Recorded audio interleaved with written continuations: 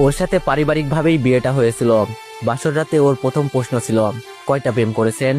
আমি ওর মুখের দিকে অনেকক্ষণ তাকিয়েছিলাম। আবার বলেছিল, কয়টা প্রেম করেছেন? আমি বলেছিলাম একটাও না। উত্তরটা শুনে অনেক খুশি হয়েছিল। বলেছিল, এখন থেকে শুধু আমাকেই ভালোবাসবেন, অন্য কোনো মেয়ের দিকে তাকালে মেরে ফেলবো। ও আমাকে কতটা ভালোবাসে বুঝছিলাম সেই দিন, যেদিন আমি ওর চাচাতো বোনের সাথে হেসে হেসে কথা বলছিলাম কিছুক্ষণ। ও আমাকে জড়িয়ে ধরে সে কি কান্না।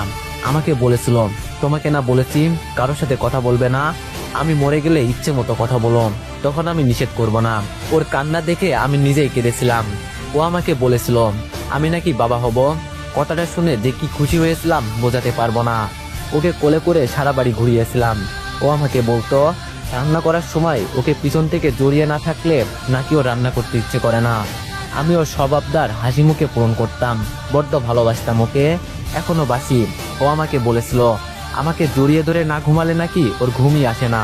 সারা রাত জড়িয়ে ধরে থাকতাম, তাই কোথাও রাতে থাকতাম না, যত রাতই হোক বাসায় আসতাম। ও যখন 6 মাসের অন্তঃসত্ত্বা, তখন আমাকে বলেছিল, আমাকে ছাড়া তোমার কেমন লাগবে গো? আমি ওর কথার উত্তর দিতে পারিনি, শুধু কেঁদেছিলাম। ও আমাকে প্রায় বলতো, আমার যদি কিছু হয়ে যায় তুমি আবার আরেকটা বিয়ে করো না যেন, মরে গিয়েও তোমাকে অন্য কারোর হতে দিব না, আমাকে ভুলে যেও না। ওর কথা শুনে কাঁদতাম। ঘুমানোর সময় আমাকে বলতো, আমাকে ছাড়া ঘুমানোর চেষ্টা করো, বলা তো যায় না।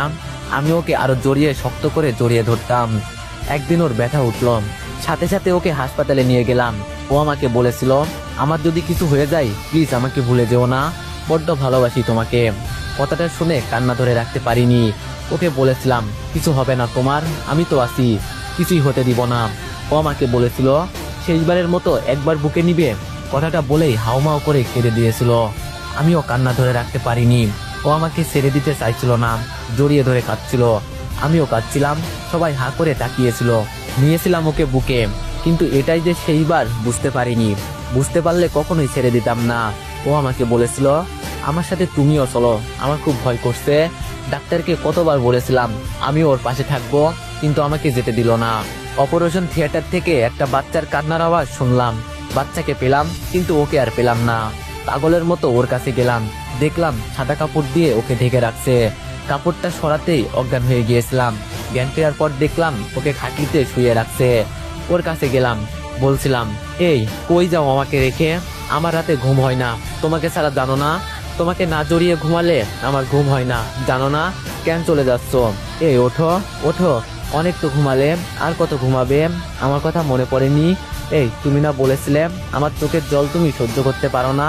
এই দেখো আমি কাঁদছি, এই ওঠো, আরে ওঠো না, প্লিজ ওঠো। ও শুনলই না আমার কথা, ঘুমিয়ে থাকলো। ওকে যখন নিয়ে যাচ্ছিল আমি পাগলের মতো আচরণ করছিলাম, তবুও উঠলো না, চলে গেল। ও আমাকে বলতো, যেদিন হারিয়ে যাব সেই দিন বুঝবে কতটা ভালোবাসি তোমাকে। চলে গেল, হারিয়ে গেল। 10 বছর ধরে তার স্মৃতি বুকে নিয়ে বেঁচে আছি। ছোট্ট মেয়ে বুঝতে শিখেছে। আমাকে বলে, আব্বু আম্মুর জন্য আর কত কাঁদবে, তোমাকে আর কাঁদতে দিব না বলেই চোখের পানি মুছে দেয়। আবার চোখ জল ভরে ওঠে, আবার মুছে দেয়।